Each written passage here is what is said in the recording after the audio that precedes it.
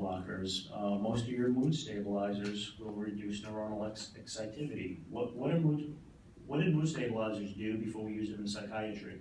Seizure. Seizure medications. A seizure is hyperexcitability of your neurons. The same way that mood stabilizers treat seizures is the way that they treat bipolar disorder. They reduce cellular activity. Some patients have increased cellular activity. Let's control that. Let's regulate that with either a mood stabilizer, an atypical, which reduces glutamate, or something like fish oil. So speaking of fish oil, this was a study that looked at the efficacy of fish oil for bipolar and unipolar depression. Right?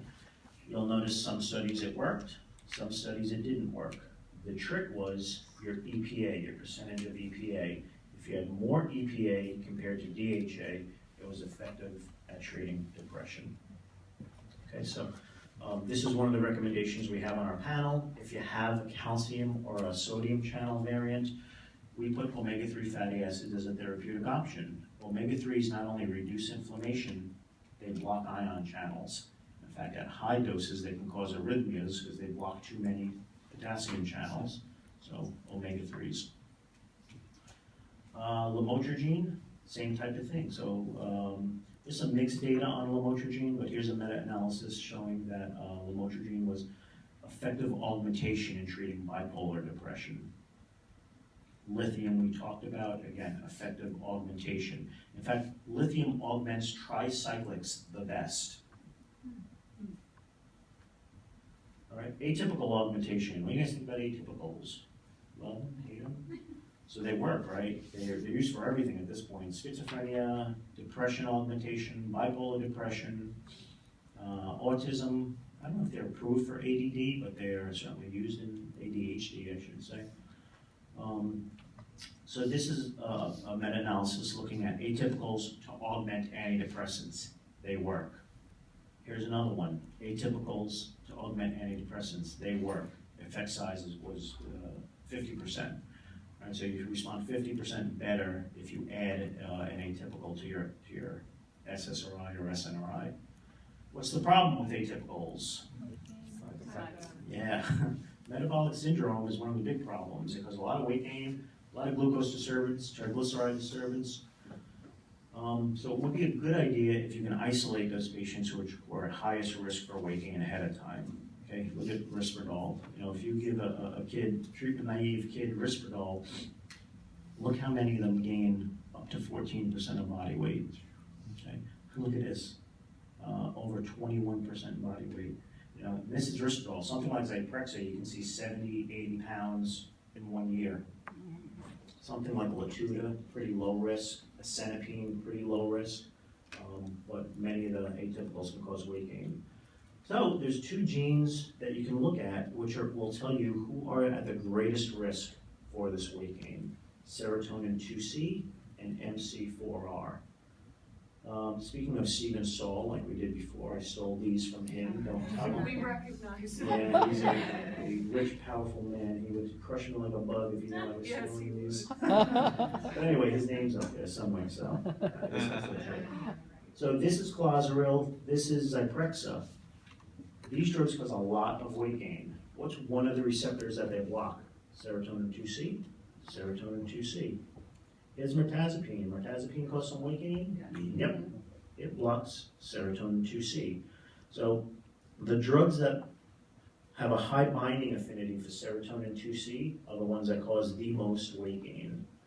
And as it turns out, there are variants at 2C where some people are resistant to this weight gain, right? So the normal genotype, 80% of us in this room have a CC genotype at serotonin 2C. 20% of us have a T allele, and the T is protective. So you are about 3 times less likely to gain weight if you have the T allele at serotonin 2C. So 80%. In general, or following only on antipsychotics. Oh, yeah. So 80% have the CC, yeah. and only 20% have that a CT. So most of us would gain weight if we started Abilify. Those with the T allele are less likely. Okay. Couple that with a secondary gene, the MC4R gene. Same thing here. If you have the AA genotype, you gain twice as much weight following an atypical compared to those that have the CC genotype. So if you have a patient who comes back CC and TT at the other gene, they're pretty weight resistant, right? You can probably feel comfortable starting Abilify or Risperdal because they're resistant to some of that weight gain. But if they're AA and CC, then you got a problem because they are high risk for weight gain. I think you said the letter combinations, that's the genotype, right? Yeah. And those letters refer to what? So these are the particular base pairs that have been substituted. So Okay.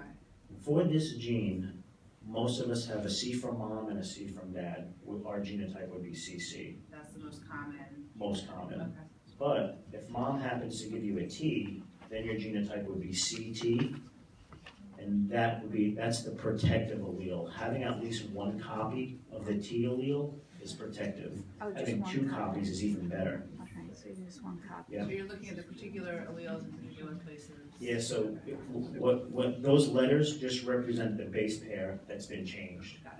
Are you testing the MC4R? We are now. You are, Yeah. okay. So can you give thiamine to people artificially because the T stands for thiamine?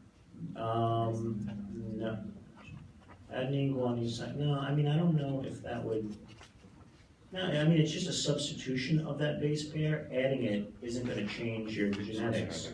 I mean, if that substitution is there's no way to change it, and adding an amino acid is not gonna change anything. But one of the things we do have on our test is inositol. Are you guys familiar with inositol? It's a complex sugar.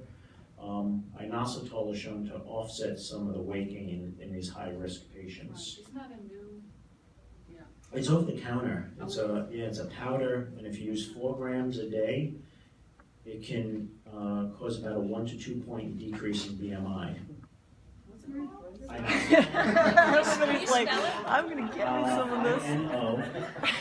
inositol. Oh, Inositol. Over the counter, it's usually in powder form. yeah. Oh, what's the difference? I always order it as Oh, Myo. yeah, myo-inositol. Yeah. It comes in, I think there's 6 different isomers of it. Myo-inositol is the one you want. Okay, yeah, that's what I order, and 4 grams a day. Yeah. Yeah. I've had some good results with teens Mhm. who really had a lot of weight gain and who are on the autism spectrum. Yeah, we're looking at 20,000 patients that have the serotonin 2C allele that have used inositol, and we're trying to put that data together to see how much BMI was actually, whether they held steady following an atypical or they actually lost weight. So stay tuned for that. What's the percentage of MC4R? You know, how you did it with the 5-HT2C? So, Like yeah. 80% have the CC? There's ethnic differences there too. The AA genotype is overrepresented in the African Okay. population, but roughly it's about 40% have the AA genotype. Right. So we talked about atypicals and the risk for weight gain. Well, what about atypicals and the actual efficacy of them? The DRD2 gene can help predict that. So this codes for the dopamine 2 receptor. How do all antipsychotics work? One way or the other, they block or partially block the D2 receptor. So about 10% of patients have a deletion allele. There's a C base pair that's been deleted. And if it's been deleted, we make dysfunctional receptors. So those that have the deletion genotype, they make dysfunctional D2 receptors that have low binding affinity to the antipsychotics. Guess what drugs don't work as well in the deletion allele? Antipsychotics. It's about a 35% reduction in efficacy of antipsychotics if you have the deletion allele. And that was with first generation and second generation, so atypicals and typicals. All right, so here's the meta-analysis that supports that. So if you have the insertion, it had better response rates to atypicals than if you have the deletion. COMT we kind of talked about already, so I'll just go through this pretty quickly.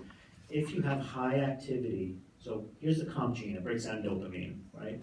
If you have the Val-Val genotype, that means you have a high activity comp. You break down a lot of dopamine. Genetically, you have low dopamine levels in the PFC. If you are a MET-MET, you have a low activity count. You break down dopamine slowly. Genetically, you have high levels of dopamine. Now, there's some phenotypes associated with Val-Vals versus MET-METs. Another study that we're doing with 20,000 of our patients is to look at MET-METs and the association with anxiety. And anecdotally speaking, I've done 680 consults so far. Every time I see a MET-MET and a short patient, they are high anxiety patients. All of that dopamine causes anxiety. In the literature, it's associated with anxiety, and in my personal experience, it's associated with anxiety. Once we get the data back from that, we'll probably publish that, but METs tend to be anxious. Val-Vals are more of your ADD population, poor cognitive function, poor executive function, poor working memory. They respond well to stimulant medications. If they're low dopamine, let's boost their dopamine. Here's a study looking at Adderall. So they did some cognitive tests on patients. Once they added Adderall, the Val-Vals had a great response to it. MET-METs, not so much. Val-METs, a little bit. So see, it's kind of cumulative. MET-METs don't respond well. Val-METs respond a little. Val-Vals respond a lot.